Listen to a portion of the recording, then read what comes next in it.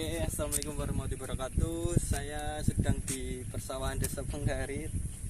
Mau coba lihat tanaman porang. Yang nanam spesial sih. Yang nanam itu pemuda Desa Penggarit. Oke, kita lihat langsung. Ntar menuju ke orangnya, tanya-tanya bagaimana proses penanaman bibit porang atau tanaman porang. Oke, mantap. Nah, kayak bro, pemilik porang bro. Acara ini nyariat.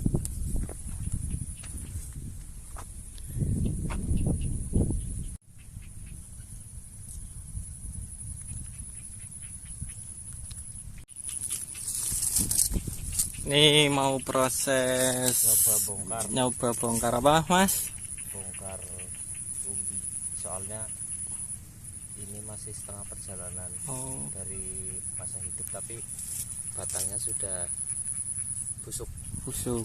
Nah, Stop, perkenalkan dulu, namanya siapa? Lupa, saya belum perkenalkan. nama saya Oksa Hanindita. Oksa Hanindita alias Riki Bayu Jatmiko. Pekerjaan saya kuli macul. Ya, ini tadi busuk batang ya. Iya. Bro, busuk batang bisa. Kalau yang ini namanya apa mas? Yang ini nih. Ini nih. Itu biasa dikenal dengan nama bulbil atau katak. Oh. Itu berarti buahnya tanaman porang. Nah, itu bisa jadi sebagai bibit juga nanti ditanam. Ini semacam tumbuhan tunas ya mas?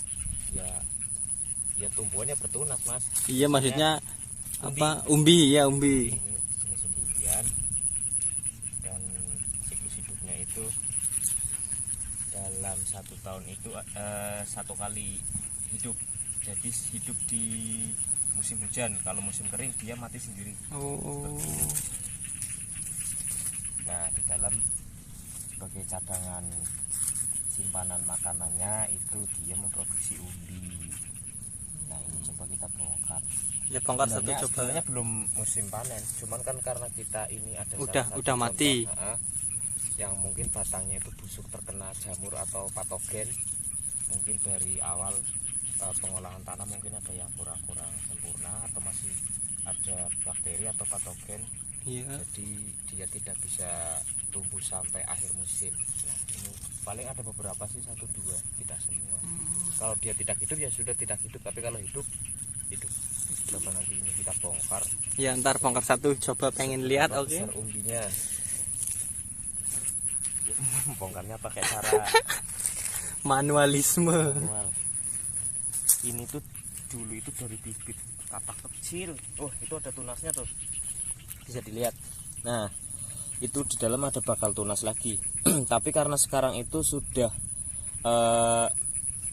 bukan fase bukan fase tumbuh. Iya. Jadi tunas ini nggak akan besar. Jadi nanti tumbuhnya tetap di bulan 9 atau 10. Lama ya mas? Berapa lama Kalau masa tumbuh itu Iya, masa tumbuh 6-8 bulan. Wow, lumayan. Nunggunya lama. Makanya jangan tanam porang. Cepet panen, tanam jagung atau padi. Karena Nah ini kan masnya pemuda. Oh, saya sudah tua. Oh, sudah tua. Tapi kayaknya masih muda. Makanya saya kenapa terjun ke pertanian, malah menanam porang atau enggak? Maksudnya padi ya. Oh, iya. Kalau padi itu sebenarnya dulu lahan ini. Iya. Kanan kiri itu memang ditanami padi. Dulunya itu. Dulu. Tapi sempat juga di kebun. Ditanami tanaman perkebunan. Cuman nah ini busuknya. Nah, ini kalau tidak dibongkar, dibiarkan 1 musim, nanti ini bisa habis, umbinya habis karena sudah terserang busuk. Nah, ini busuk. Ini bisa menjalar dan ini harus dipisah. Tidak boleh digabungkan dengan tanaman lain. Takutnya nanti menjalar ke tanaman lain. Nanti tanaman lain juga menjadi busuk. Kalau ini fix sepertinya banyak patogen karena mungkin dulu waktu pengolahan tanah itu kurang maksimal di area ini. Kalau yang samping-sampingnya kan masih tumbuh semua. Iya. Makanya harus kita bisa. Coba kita bongkar. Ini baru separuh musim ya, belum separuh musim. belum sepenuhnya musim panen. Jadi sebenarnya kalau ini tumbuhannya sehat, Iya. ini masih bisa besar lagi, bisa 2 kali lipat. Nah, Mana? nah Oh, kan ini. busuk sampai bawah. Ini harus dibongkar. Ini busuk sampai bawah. Ini yang namanya porang ini. Ini umbinya. Ini busuk sampai bawah. Ini busuk sampai bawah. Makanya harus segera kita bongkar. Kalau sebenarnya ini dibersihkan, nanti dikasih obat, sebenarnya bisa Tumbuh lagi. Bibit, ya. Bisa dijadikan bibit. Cuma karena ya ini kita cobalah. Ini kita coba angkat. Kita kita panen, kita ambil karena agar jamurnya itu tidak menjalar ke tanaman lain. Ini sampai bawah. Ini dari bibit katak segini nih. Kalau yang ini saya ingat itu dari bibit segini. Kecil ya? Kecil. Bisa 1 kilo isi berapa ini? Isi 300 mungkin. Nah, 1 kilo isi 300. Kalau segini mungkin 300 itu. Jadinya segini. Ini kurang maksimal. Ini berapa? 2 on. Nih. Nah, yang ini kan udah jatuh Mas. Udah ripak, istilahnya udah normal. Tapi katanya belum jatuh. Itu jangan dipaksa.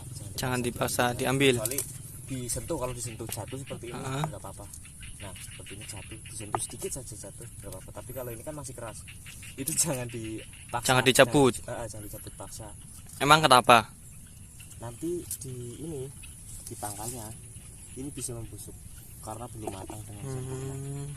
Nah nanti nggak bisa jadi bibit. Kalaupun bisa jadi bibit, itu nanti kualitasnya jelek.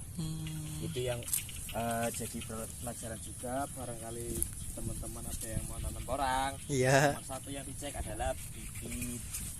Belilah bibit di tempat yang sudah terpercaya. Oke. Contohnya saya juga nggak apa-apa. Jadi saya ambil itu yang benar-benar sudah berman sempurna. Kalau masih gatal-gatal seperti ini, Nah, seperti yang mana? Oh. ini nggak bisa diambil. Jangan, kasihan. Teman-teman, kita cari lagi yang sudah benar-benar Udah jatuh. tuh. Saya mau ikut panen apa namanya, Mas? Apa? Katak. Bisir. Katak bisir. Oke. Nih ada yang jatuh sendiri nih. Mana? Nah ini kan batangnya. Iya. Nah ini batangnya sudah mati. Nah ini jatuh sendiri. Ini yang bibit yang bagus itu yang seperti ini. Nah, Yang besar. ya enggak, ya kalau besar memang kalau kita tanamnya dari bibit besar kayak seperti bibit umbi, Iya. itu memang kataknya besar kecil itu relatif tergantung perawatan. Ini saya tanam bibit katak aja segini batangnya nih, bisa garan sapu. Kalau yang besar juga ada. Besar nih. Kalau beli harus yang kecil atau yang besar? Yang umum. Ya, Tergantung. tergantung targetnya. Target. Kalau mau target panen 1 musim itu diusahakan bibitnya umbi. Tapi kalau mau 2 musim, saya itu Beli yang katak yang kecil. Kalau besar kecilnya itu relatif. Kalau pengen pohonnya besar atau nanti di musim keduanya maksimal ya Iya. yang besar. Tergantung budget juga sih. Karena hitungannya itu per kilo. Hitungannya Kalau per yang kilo. besar, berarti otomatis 1 kilo paling 80 biji atau 100. Itu besar. 1 kilo berapa? Harganya ya. Kalau harga bibit katak itu fluktuatif. Kalau awal musim panen itu masih murah. Masih murah. Tapi nanti kalau mendekati musim habis, mendekati musim tanam, Iya. itu terakhir tahun kemarin itu 260.000 per kilo. Per kilo. Wih. Lumayan. Daripada lumayan. Paling enak itu tengkul. Tengkulak gak mikirin perawatan. Maaf, ini konten ngawak. Apa-apa. Barangkali itu teman-teman yang bisa sharing-sharing. Oke, siap. Ya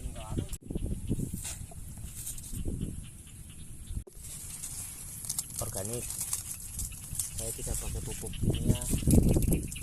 Kenapa nggak pakai pupuk kimia, Mas? Nah, permintaan ekspor itu kalau kita ekspor ke luar negeri ya, Iya. ke China lah, China atau Myanmar atau Vietnam, itu mereka nggak mau kalau barang kita Iya. ekspor itu sejak itu ada kandungan kimia.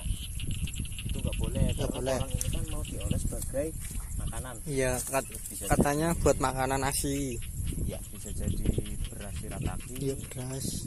ada konyaku atau tofu, bisa juga di industri pesawat terbang, kosmetik, emulsifier, terus pembungkus kapsul kimia medis. Di Penggarit apa jenengan doang apa yang lain ada nggak, Mas? Yang nanam porang Penggarit ada banyak nggak? nggak banyak sih. Nggak banyak. Satu di area perhutani itu, rumah dinas perhutani itu ada tanaman Ada. porang juga, luasannya hampir sama seperti itu. Terus di sebelah sini ada di bawah kebun mangga, tumpang sari sama pohon mangga, ada punya saudara saya. Di sini kecil ada juga punya saudara. Terus satu lagi Pak Lurah Penggarit, Pak Lurah Penggarit. di area hutan. Seperti saya ini, tidak menguasai ilmunya, asal tanam, bertani sambil belajar. Mas, kalau apa manen kayak gini dapatnya berapa kilo biasanya kalau sore? Kalau ini setelah pulang kerja Iya. paling ada waktu 1 jam, 1,5 jam itu Dapat 2-3 kilo. Tapi setiap hari, setiap hari. setiap sore itu karena ini kan bertahap. Jadi dalam ini tumbuhan orang, katakanlah saya tanam katak segini nih, besar segini, kita tanam nih, ini pohonnya. Iya. Nanti itu tunasnya itu bisa 3 atau 4 sampai 3 atau 4 tunas ya, seperti ini juga. Tumbuh tunas pertama, Iya. tunas pertama mati, nanti tunas Mati. kedua sudah tumbuh. Jadi kan ada dalam satu Siklus, lubang ini, ada yang 6 batang, ada yang 7 batang, ada yang 4 batang. Nah, turunannya kan bertahap. Tunas pertama turun, Iya. akarnya diambil. Nanti tunas kedua apa diambil. Jadi enggak sekaligus langsung kita ambil semua, kecuali bibit umbi. Kalau bibit umbi Iya. kan besar, pasti relatif besar. Nanti ketika ditanam itu batangnya cuma satu, pohonnya cuma satu. Kalau umbi. Kalau umbi jarang yang sampai 2 atau 3, itu jarang. Karena kalau umbi itu mata tunasnya itu cuma satu. Kalau Itu cuma satu. kalau masih apa katak Katak itu bisa dua atau satu 3. katak ini. Iya. Ini kan ada sedikit kontur yang nggak rata ini ya. Iya. Ini bisa jumlah tunas dalam satu katak itu ada 3 atau 4 tunas. Oke, ini saya lagi manen katak porang.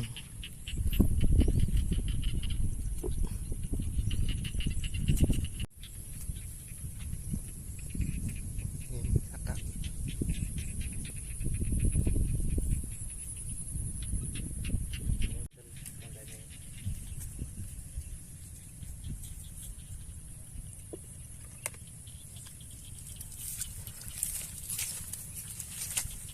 Saya mau manen ini nih.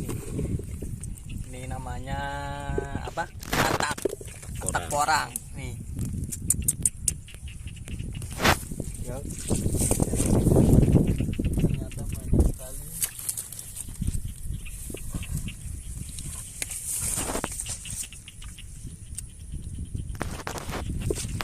Ini masih apa? Masih keras. Ini masih keras. Ini ada ini.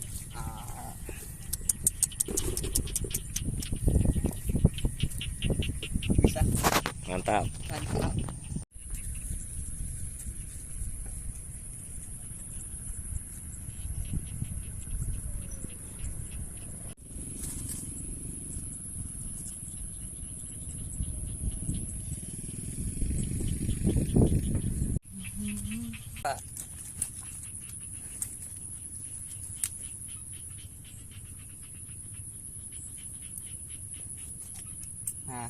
Sekarang saya mau hitung porang.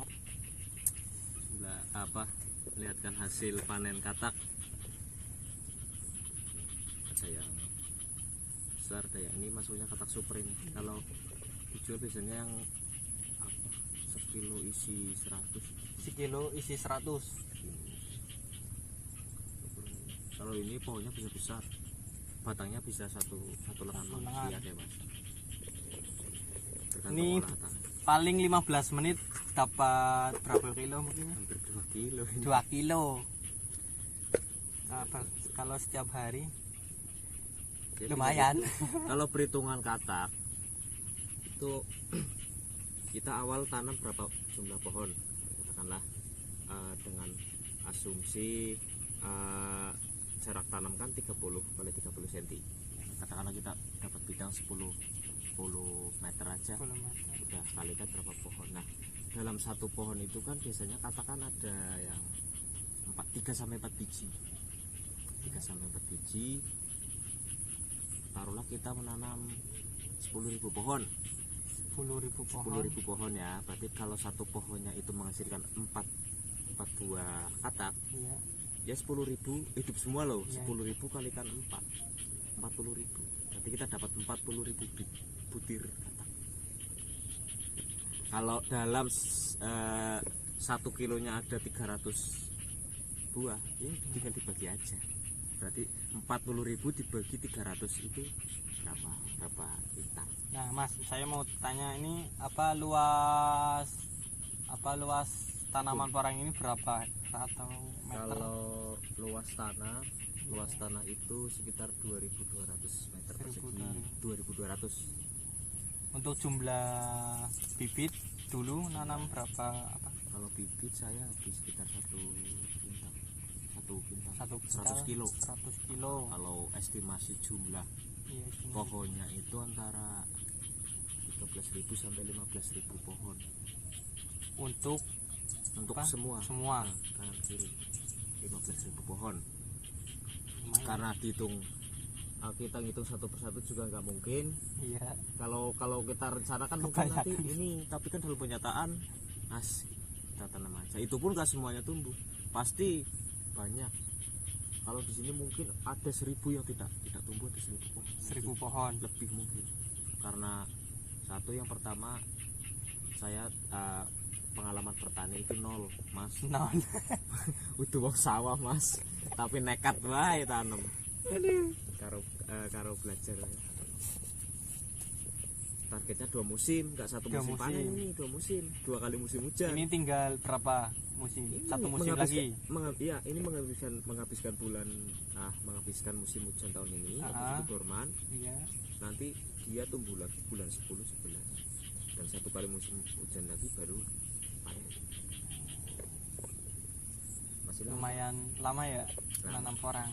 Jangan nanam porang, nanam jagung Jagung aja sama padi. atau padi. Kalau porang itu lama. Kalau buat usaha single itu enggak kurang lah. Kurang. Karena kan panennya kalau itu pun target 1 musim itu 1 tahun baru panen. Iya. Terlalu lama. Tapi Untuk pemutaran lumayan. pemutaran lama, betul. Karena kita kebutuhan kan setiap hari. Tapi nggak apa-apa kalau ada yang mau coba, silahkan. Punya lahan 1 hektar tanam porang semua. Kalau 1 hektar itu 40.000 pohon nyampe itu. Ya, untuk teman-teman pemuda atau masih remaja, bila mau nanam porang, tanya-tanya atau rekomendasi ke Bapak siapa? Bapak Riki Jatmiko. Jangan ke saya itu masih belajar. Tanyanya sama teman-teman yang, kalau saya tanyanya ke YouTube. Oh ya, kalau tanya Ya, ke YouTube saya aja. ilmu itu 99% itu YouTube. Tapi sebelum tanam lebih baik cari pemasaran dulu. Paling penting apapun komoditasnya, ketika mau menanam diusahakan cari pemasarannya lebih, marketnya terlebih. Ini pemasaran di dalam negeri apa luar? Kalau kita sih memang rekanan kita langsung ke pabrik.